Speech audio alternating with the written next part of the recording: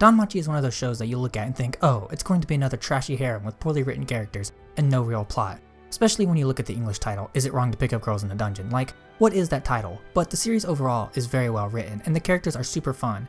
Each character has a distinct personality, making them super fun, and because this is a harem, of course the female designs look clean, but even the male characters look really good. This show is one that definitely defies the expectations of it when you go into it, which is amazing. Danmachi is a show that when you look at it at first glance, you might not think of it as anything special, and you would probably be right, but that doesn't make the show bad. It is not that original, but it works with its unoriginality and makes it work extremely well, making it an amazing series. There is a reason why it has 3 seasons, a movie, and a spin-off season, and that's because it is really good and is certainly a fun watch. Episode 1 is the perfect start to this series. It introduces us to the world and the important characters, as well as how the world works with the gods. In the first episode, we see how the gods treat the members of the familias like their family, and the bigger familias are obviously a lot stronger and more well known, but with our protagonist being a part of a tiny familia, they show us how much the gods care for their children. Hestia takes it a bit far, but that is because of stuff that we learned later on in the show. Episode 1 is the perfect setup to the adventures because they also tell us about the ranking system for adventurers, briefly saying that Belle is a level 1 and shouldn't go too deep into the dungeon, and how Ice Valentine is a level 5, meaning that she is stupid strong. And it is with this info that we get to see Belle become so motivated, and he grows a lot in this episode, and that will play into stuff that happens later on in the season. But the show as a whole, the first episode is great because it introduces us to the world, the characters, the familias, the adventure system, and kinda how it operates, making this the perfect setup episode because we get to learn a lot while the show still remains entertaining at the same time, making it absolutely perfect. Episode 2 is another great episode that expands upon some of the stuff we learned in the first episode.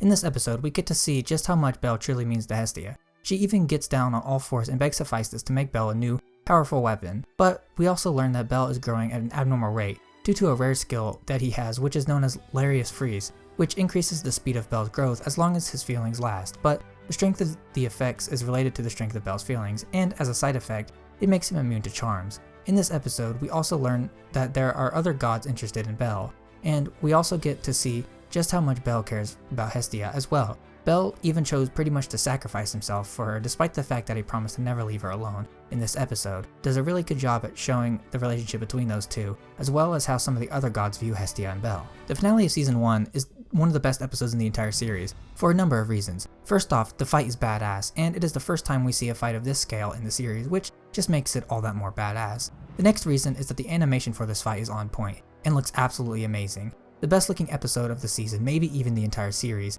And the third reason is that the characters, there is so much character development from a lot of characters in this episode.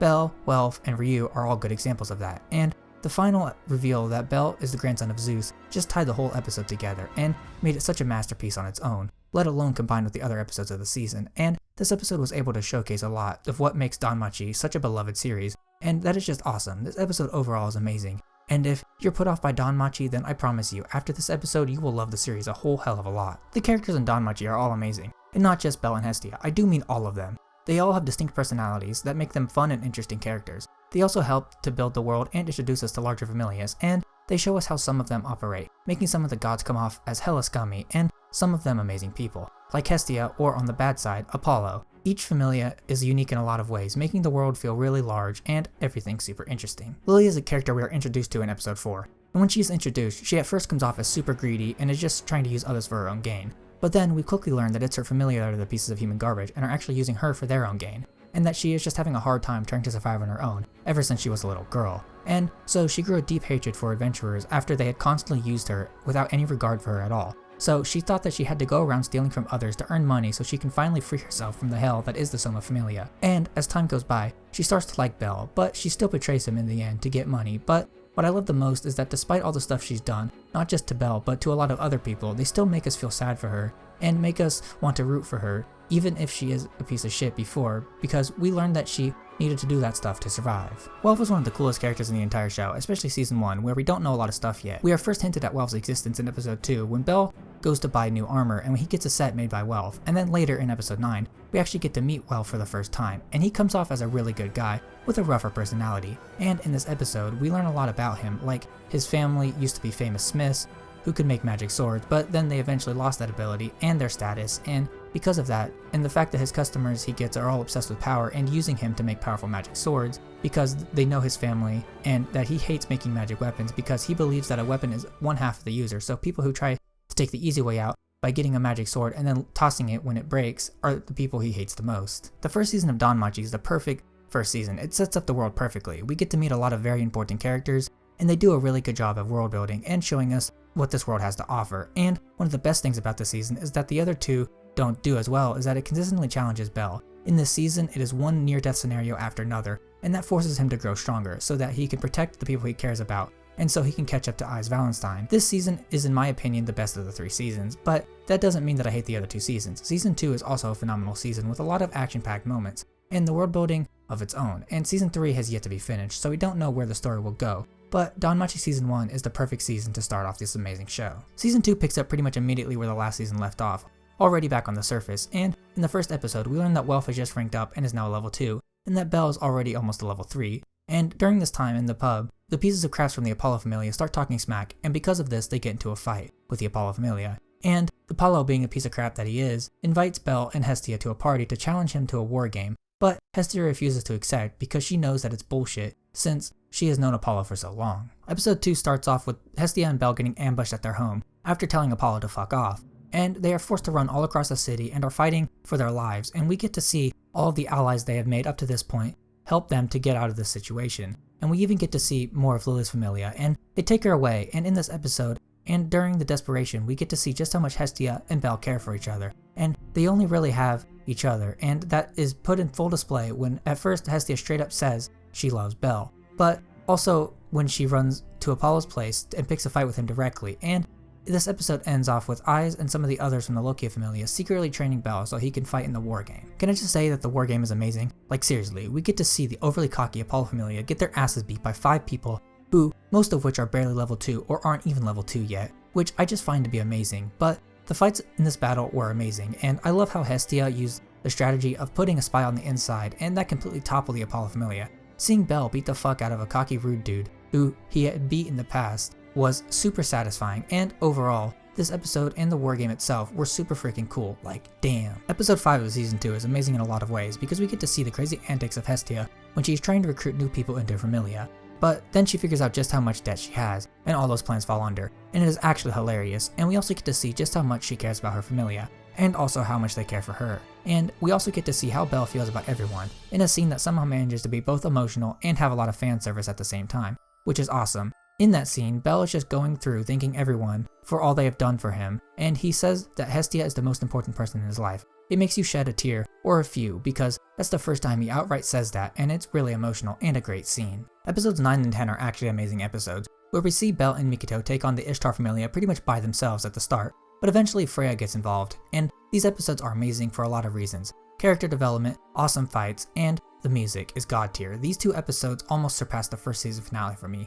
because everything in these 2 episodes is perfect. Bell finally takes up the role of a hero that has been established for him since episode 1, and we also get to see just how badass Freya, the goddess of the strongest Familia, is, and damn, it didn't disappoint. She is a badass, and so are the members of her Familia. They just destroyed the entire red light district like it was nothing, and the finale of these 2 episodes, Ishtar getting defeated as well as Haruhime getting saved, everything ended extremely well, and we also learned that when a god dies in the human world, they go back to heaven and will never be able to step foot in the lower realm again. The ending of Season 2 is amazing. First of all, it is extremely sad, but we also get to learn about the big 3 quests and how they are setting up Bell to take down the strongest of the monsters, the Black Dragon, that even his grandfather's Familia couldn't handle. And the ending also sets up Season 3 perfectly as we get to see Wine be born, and obviously, as we all know, she is an extremely important character for the next season.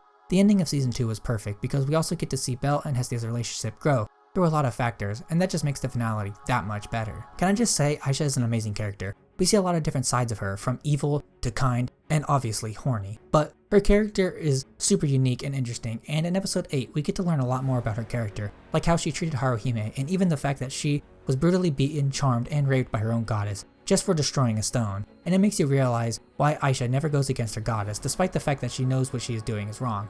Aisha really is a kind person who is stuck in an unfortunate circumstance, She even treats Haruhime kindly despite the fact that she's basically a sacrifice, and we even see her basically crying for help from Bell without giving too much away, but she told him that in order to save Haruhime, he needs to be willing to sacrifice anything, which Bell takes as her calling him out and knowing that he won't do anything. But I think that she says that in hopes that he will come to save not only Haruhime but herself as well, which obviously he will. And the final battle, when she is fighting Bell, her character shines through again. At first they make you think, God, how can she be such a piece of shit? But then after she's defeated, you see a slight smile on her face as if she knew she was going to be defeated, and set up Bell to be the hero that Haruhime needed. Mikoto is another character that really shines in this season. We get to see how strong she is, and we also get to see her unwavering bravery, and how she values her friends over even her own self. And I think Mikoto is an amazing character. We didn't get to see much of her in the first season, but throughout the course of this season, we got to see a lot of her, actually more than any other character besides Bell himself. And I must say, everything she does is amazing, and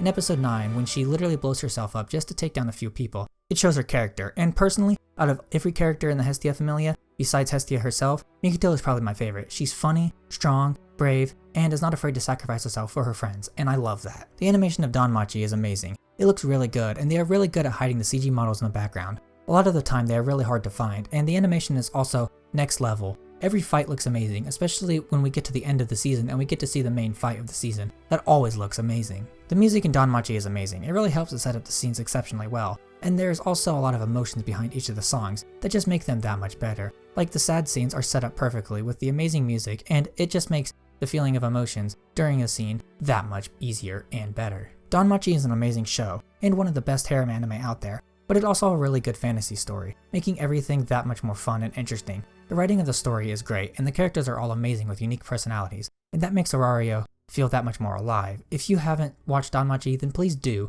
as you will not be disappointed. And the most recent season is even better than the previous two in a lot of ways.